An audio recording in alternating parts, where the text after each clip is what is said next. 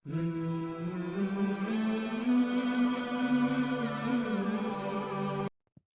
اللہ الرحمن الرحیم۔ شروع اللہ کے نام سے جو بڑا مہربان نہایت رحیم۔ حضرت ابراہیم علیہ السلام ابھی تک اولاد سے محروم تھے۔ ایک روز حضرت ابراہیم علیہ السلام نے خدا تعالیٰ کی بارگاہ میں فرزند کے لیے دعا کی، اور اللہ تعالیٰ نے ان کی دعا کو قبول فرما لیا اور ان کو تسلی دی۔ اور یہ دعا اس طرح قبول ہوئی کہ حضرت ابراہیم علیہ السلام کی چھوٹی بیوی حضرت ہاجرہ رضی اللہ تعالیٰ عنہ حاملہ ہوئی۔ ہاجرہ رضی اللہ تعالیٰ عنہ کا بیٹا پیدا ہوا اور فرشتہ کی بشارت کے مطابق اس کا نام اسماعیل رکھا گیا۔ حضرت ہاجرہ رضی اللہ تعالیٰ عنہ کے بطن سے اسماعیل کا پیدا ہو جانا حضرت سارہ پر بے حد شاک گزرا۔ حضرت ابراہیم علیہ السلام کی پہلی اور بڑی بیوی، قدیم سے گھر کی مالکہ ہاجرہ چھوٹی بیوی اور ان کی خدمت گزار، یہ سب باتیں تھیں جنہوں نے بشری تقاضے کے پیش نظر اسماعیل علیہ السلام کی ولادت کو حضرت سارہ رضی اللہ تعالی عنہ کے لیے سوہان روح بنا دیا تھا۔ اس لیے سارہ رضی اللہ تعالی عنہ نے حضرت ابراہیم علیہ السلام سے اصرار کیا کہ ہاجرہ اور اس کا بچہ اسماعیل علیہ السلام میری نگاہ کے سامنے نہ رہے، ان کو علیحدہ کسی جگہ لے جاؤ۔ حضرت ابراہیم علیہ السلام کو یہ اصرار بے حد ناگوار گزرا، مگر اللہ تعالیٰ نے ان کو مطلع کیا کہ ہاجرہ، اسماعیل اور تیرے لیے مصلحت اسی میں ہے کہ سارہ جو کہتی ہے اس کو مان لے۔ ابراہیم علیہ السلام ہاجرہ رضی اللہ تعالی عنہ اور اس کے شیر خوار بچہ اسماعیل کو لے کر چلے، اور جہاں آج خانہ کعبہ ہے اس جگہ ایک بڑے درخت کے نیچے زمزم کے موجود مقام سے بالائی حصہ پر ان کو چھوڑ گئے۔ وہ جگہ ویران اور غیر آباد تھی اور پانی کا نام و نشان بھی نہ تھا، اس لیے ابراہیم علیہ السلام نے ایک مشکیزہ پانی اور ایک تھیلی کھجور بھی ان کے پاس چھوڑ دی اور پھر منہ پھیر کر روانہ ہو گئے۔ ہاجرہ رضی اللہ تعالی عنہ ان کے پیچھے پیچھے یہ کہتی ہوئی چلی، اے ابراہیم علیہ السلام، تم ہم کو ایسی وادی میں کہاں چھوڑ کر چل دیے جہاں نہ آدمی ہے، نہ آدم ذات، نہ کوئی غم خوار۔ ہاجرہ رضی اللہ تعالی عنہ برابر یہ کہتی جاتی تھی، مگر ابراہیم علیہ السلام خاموش چلے جا رہے تھے۔ آخر ہاجرہ رضی اللہ تعالی عنہ نے دریافت کیا، کیا تیرے خدا نے تجھ کو یہ حکم دیا ہے؟ تب حضرت ابراہیم علیہ السلام نے فرمایا، ہاں، یہ خدا کے حکم سے ہے۔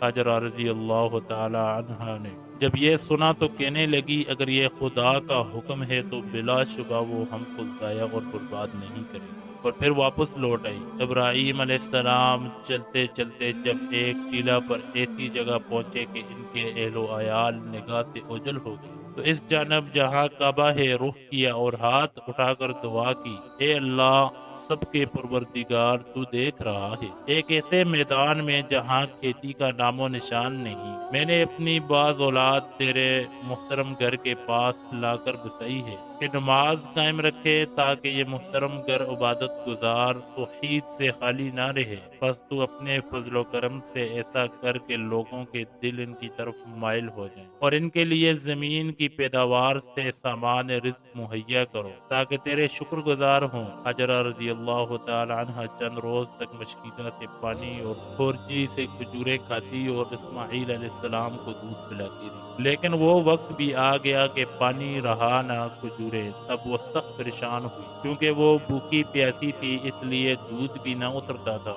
اور بچہ بھی بھوکا پیاسا رہا۔ جب حالت گرد ہونے لگی اور بچہ بےتاب ہونے لگا تو حضرت ہاجرہ رضی اللہ تعالی عنہ اسماعیل علیہ السلام کو چھوڑ کر دور جا بیٹھی تاکہ اس حالت رات میں اس کی آنکھ اپنی آنکھ سے نہ دیکھے۔ کچھ سوچ کر قریب کی پہاڑی صفا پر چڑھی کہ شاید کوئی اللہ کا بندہ نظر آ جائے یا پانی نظر آ جائے، مگر کچھ نظر نہ آیا۔ پھر بچہ کی محبت میں دوڑ کر وادی میں آ گئی، جس کے بعد دوسری جانب کی پہاڑی مروا پر چڑھ گئی، اور وہاں بھی جب کچھ نظر نہ آیا تو پھر تیزی سے لوٹ کر بچہ کے پاس آ گئی، اور اس طرح 7 مرتبہ کیا۔ نبی اکرم صلی اللہ علیہ وآلہ وسلم نے اس مقام پر پہنچ کر فرمایا کہ یہی وہ سعی بن صفا مروہ ہے جو حج میں لوگ کرتے ہیں۔ آخر میں جب وہ مروہ پر تھی تو کانوں میں ایک آواز آئی، کیونکہ اور دل میں کہنے لگی کہ کوئی پکارتا ہے۔ کان لگایا تو پھر آواز آئی، ہاجرہ رضی اللہ تعالی عنہ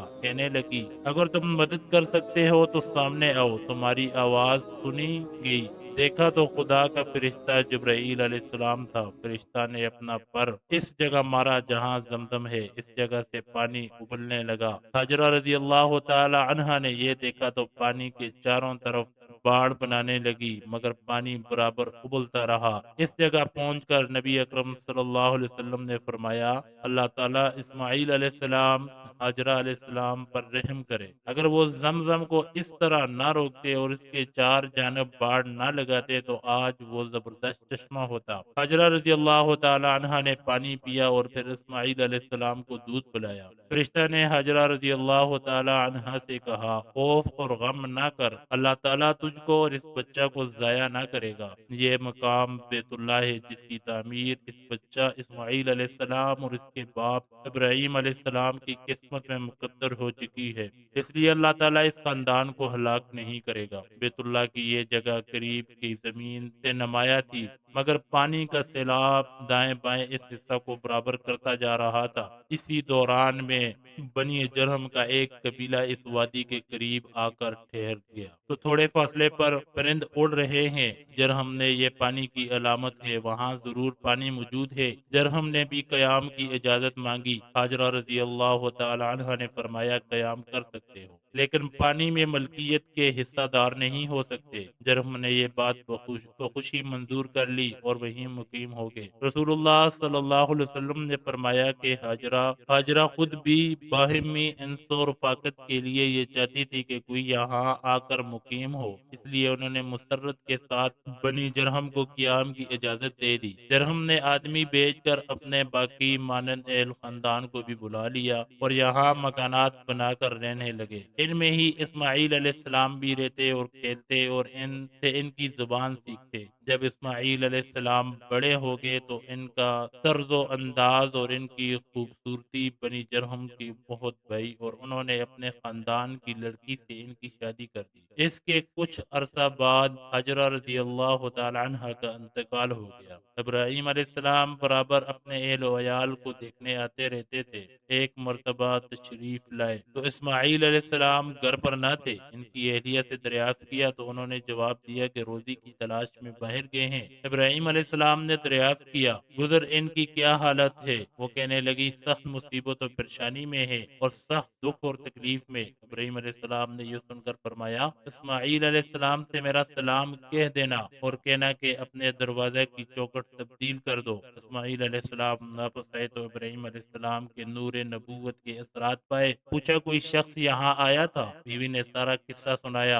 اور پیغام بھی۔ اسماعیل علیہ السلام نے فرمایا کہ وہ میرے باپ ابراہیم علیہ السلام تھے اور ان کا یہ مشورہ ہے کہ میں تجھ کو طلاق دے دوں، لہذا میں تجھ کو جدا کرتا ہوں۔ اسماعیل علیہ السلام نے پھر دوسری شادی کر لی۔ ایک مرتبہ ابراہیم علیہ السلام پھر اسماعیل علیہ السلام کی اسماعیل علیہ السلام کی غیبت میں آئے اور اسی طرح ان کی بیوی سے سوال کیے۔ بیوی نے کہا، خدا کا شکر و احسان ہے، اچھی طرح زندگی گزر رہی ہے۔ دریافت کیا، کھانے کو کیا ملتا ہے؟ اسماعیل علیہ السلام کی بیوی نے جواب دیا، گوشت۔ ابراہیم علیہ السلام نے پوچھا، اور پینے کو؟ اس نے جواب دیا، پانی۔ تب حضرت ابراہیم علیہ السلام نے دعا مانگی، اللہ تعالیٰ ان کو گوشت اور پانی میں برکت فرمایا، اور چلتے ہوئے پیغام دیے کہ اپنے دروازہ کی چوکھٹ کو محفوظ رکھنا۔ حضرت اسماعیل علیہ السلام آئے اور ان کی بیوی نے تمام واقعہ دہرایا اور پیغام بھی سنایا۔ اسماعیل علیہ السلام نے فرمایا، یہ میرے باپ ابراہیم علیہ السلام تھے اور ان کا پیغام یہ ہے کہ تو میری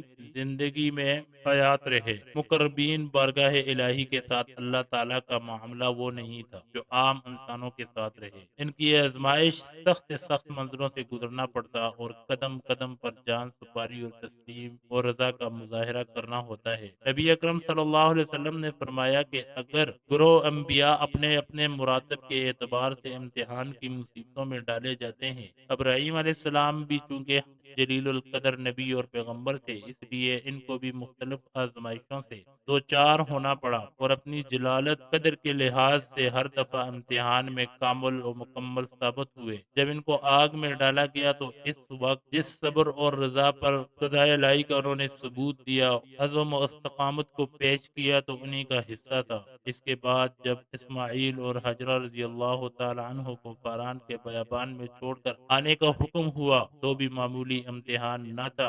آزمائش اور سخت آزمائش کا وقت تھا۔ بڑھاپے اور پیروی کی تمناؤں کے مرکز، راتوں اور دنوں کی دعاؤں کے ثمر اور گھر کے چشم و چراغ اسماعیل علیہ السلام کو صرف حکم الہی کی تعمیل میں ایک بے آب و گیا جنگل میں چھوڑتے ہیں اور پیچھے پھر کر بھی اس کی طرف نہیں دیکھتے۔ کہیں ایسا نہ ہو کہ شفقت جوش میں آ جائے اور امر الہی میں کوئی لغزش ہو جائے، اور دونوں کھٹن منزلوں کو عبور کرنے کے بعد اب ایک تیسرے امتحان کی تیاری ہے جو پہلے دونوں سے بھی زیادہ امتحان ہے۔ یہی حضرت ابراہیم علیہ السلام 3 شب مسلسل خواب دیکھتے کہ اللہ تعالیٰ فرماتا ہے، اے ابراہیم علیہ السلام، تو ہماری راہ میں اپنے اکلوتے بیٹے کی قربانی دے۔ انبیاء علیہ السلام کا خواب اور وحی الہی ہوتا ہے، اس لیے ابراہیم علیہ السلام رضائے تسلیم کا پیکر بن کر تیار ہو گئے کہ خدا کے حکم کی جلد سے جلد تعمیل۔ مگر چونکہ یہ معاملہ تنہا اپنی ذات سے وابستہ نہ تھا،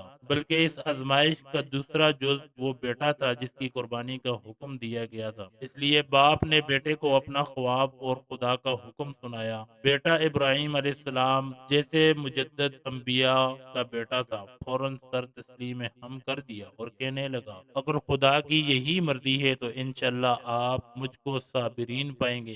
گفتگو کے بعد باپ بیٹے اپنی قربانی پیش کرنے کے لیے جنگل روانہ ہو گئے۔ باپ نے بیٹے کی مرضی پا کر جانور کی طرح ہاتھ پیر باندھے، چھری کو تیز کیا اور بیٹے کی پیشانی کے بل بچھاڑ کر ذبح کرنے لگے۔ فوراً خدا کی وحی ابراہیم علیہ السلام پر نازل ہوئی، اے ابراہیم علیہ السلام، تو نے اپنا خواب سچا کر دکھایا۔